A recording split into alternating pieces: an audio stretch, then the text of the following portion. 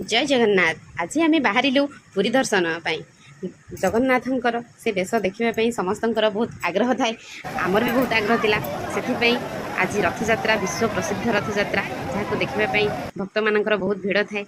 प्रथमे आमे जाइकी समुद्र कूल पहुँचलु। समुद्र कूलर बेलाभूमि बुली सारा किसी फटो उठेलु। फटो उठे सारा पहुँची गलु नरेन्द्र पोखरी।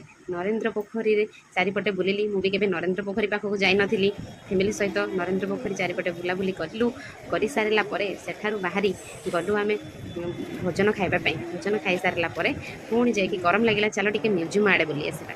म्यूजियम को गलु। म्यूजियम रे देखिलु भगवानंकर विभिन्न मूर्ति जो थे कि भगवान भिन्न भिन्न वेश ता सहित शंख पुरीर फोटोचित्र ता सहित रथर चक तीन ठाकुरंकर तीन मूर्ति थिबा रथ ता सहित पुरी रे जहाँ जहाँ सब होता है से सब जिनसर प्रतिमूर्ति थिला।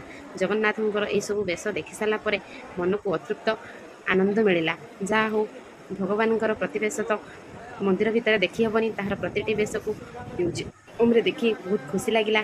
आउ सब ठाकुर को दर्शन कलु। दर्शन कर सारा सेठारु विभिन्न फोटो उठेलु।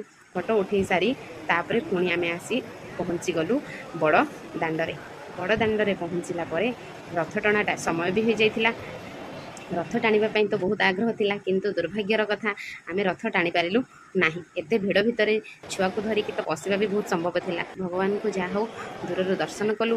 दर्शन कर सारा अल्प बाट तो रथ टणा है। बस अल्प समय रथ टणा देखिलु। देखि सारी भगवान को दर्शन कर